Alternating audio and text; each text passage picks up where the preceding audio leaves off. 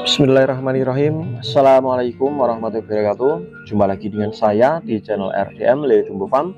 Dalam video kali ini saya akan membagikan sebuah tips kepada teman-teman mengenai tentang cara awal tebar untuk benih ikan lele supaya aman dan tidak terjadi kematian dini pada ikan lele tersebut ya.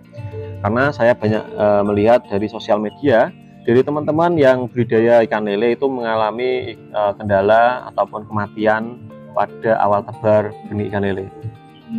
Nah, apa penyebabnya dan bagaimana cara yang tepat dalam proses awal kita tebar benih ikan lele?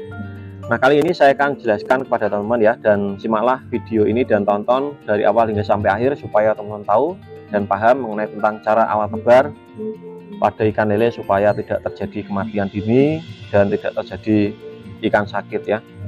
Yang pertama, ketika teman-teman ingin membeli ataupun ingin budidaya ikan lele, ketika teman-teman ingin beli bibit ya, pastikan teman-teman membelilah bibit di tempat pembenihan ikan lele secara langsung atau tidak via COD, karena teman-teman baru awal mencoba atau belum pertama membeli ya. Jadi kita datang ke lokasi dan kita cek kondisi bibit tersebut ya, karena jika kita datang ke lokasi kita bisa tahu ya kondisi bibit tersebut itu dalam bagaimana kondisinya, sehat atau tidak ya, dan juga ukurannya sesuai atau tidak. Nah, pentingnya kita datang ke lokasi, kita bisa tahu kondisi dan kualitas bibit tersebut, karena banyak dari teman-teman mereka merasa tertipu ya, karena dikirim bibit sakit, bibit ukurannya tidak sesuai dan lain sebagainya. Nah, setelah teman-teman sudah membeli bibit, proses awal tebar yang harus teman-teman harus siapkan adalah tentunya kita harus mempunyai kolam yang sesuai dari bibit yang nantinya kita mau tebar. Nah, untuk teman-teman saya sarankan jangan sampai teman-teman untuk pemula jangan kita main tebar padat ya, karena akan jauh lebih berisiko.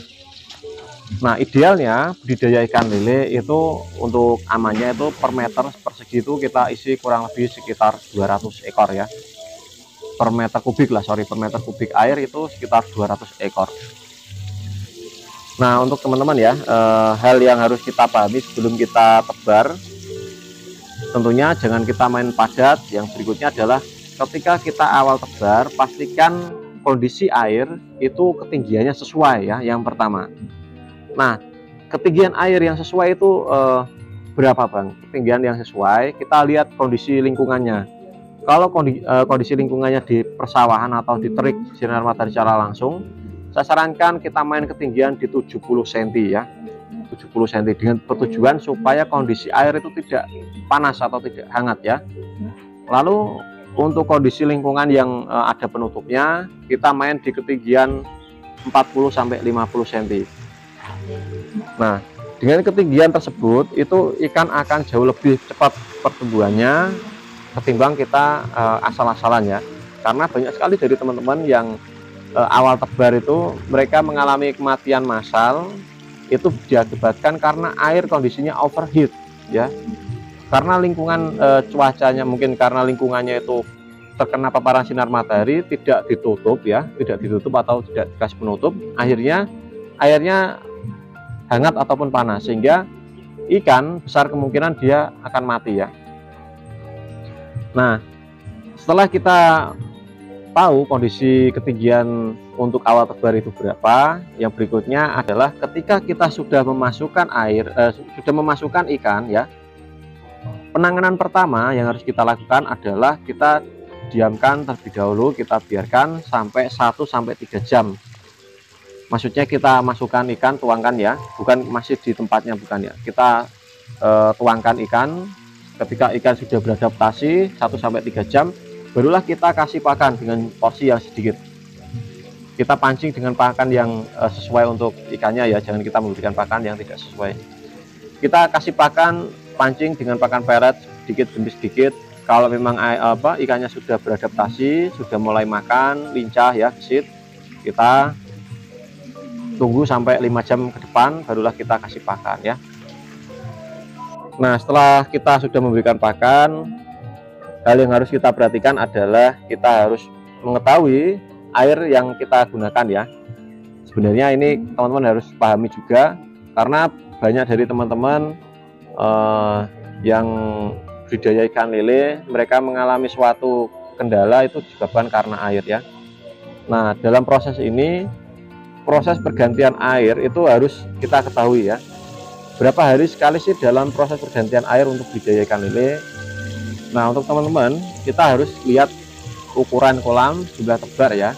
Karena banyak sekali dari teman-teman yang main tebar padat, mereka tidak tahu bagaimana cara penggantian air dan waktu yang tepat. Dalam proses pergantian air kita harus mengganti air pada pagi ya, sekitar jam 6 ataupun sore hari atau malam hari sudah lebih bagus ya. Jangan kita mengganti air pada siang hari. Dalam kasus seperti apapun, kalau kondisi terik matahari kondisi lingkungan kolam terbuka, terik matahari panas ya, jangan sampai kita mengganti air pada siang hari karena akan berisiko tinggi ikan mati ya. Nah, untuk teman-teman ya, dalam proses perawatan benih ikan lele ini sebenarnya sederhana sekali, tapi untuk saya pribadi pun terkadang masih lalai ya. Intinya adalah penyebab utamanya adalah kelalaian kita sendiri. Baik itu dari pemberian segi pakan yang terlalu kebanyakan, kurang, ataupun pakan yang tidak sesuai ukuran, ataupun kesalahan dalam pemberian pakan. Nah, ini saya akan jelaskan ya, supaya teman tahu dan paham ya. Dalam proses pemberian pakan untuk benih ikan lele itu ada ukurannya teman ya. Jadi bibit ukuran 35, 46, 57 dan seterusnya itu ada ukurannya ya. Ukuran pakan yang ideal itu berapa? Nah, untuk ukuran bibit di ukuran 35 kita berikan pakan PF 800 ya. Untuk pakan 46 dan 57 kita kasih pakan PF 1000 ataupun kalau untuk 57 kita langsung kasih min 1 juga bisa, tapi lebih bagus PF 1000 ya. Nah, setelah itu ketika kita sudah tahu jenis pakan ataupun jenis ukuran pakan, yang berikutnya adalah proses pemberian pakan. Nah, proses pemberian pakan ini ada caranya, tidak asal-asalan, karena banyak dari teman-teman terjadinya suatu penyakit ataupun kematian pada ikan lele disebabkan karena kesalahan pemberian pakan. Yang pertama, untuk teman-teman ketika memberikan pakan lebih baik kita bibis terlebih dahulu ya. Nah, ini cara ini supaya kondisi perut ikan itu tidak begar ya, ataupun tidak akannya itu tidak mekar dalam perut ya, sehingga ikan bisa istilahnya itu nanti akan menggantung ketika dia kenyang. Nah, kita berikan pakan bibis terlebih dahulu atau kita rendam dengan air ya, supaya dia pakannya mengembang, barulah kita kasih pada ikan lele tersebut ya. Nah, setelah kita sudah memberikan pakan pada ikan lele,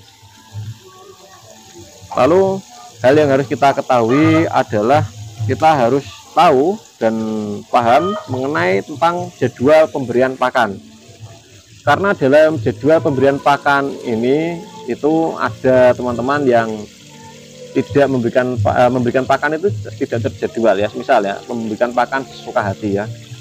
Pokoknya setiap melihat ikan itu dikasih pakan. Ada yang seperti itu. Ada juga yang dikasih pakan seminggu sekali ya. Ada juga seperti itu. Ada juga yang dikasih pakan sehari 2 kali, ada ya.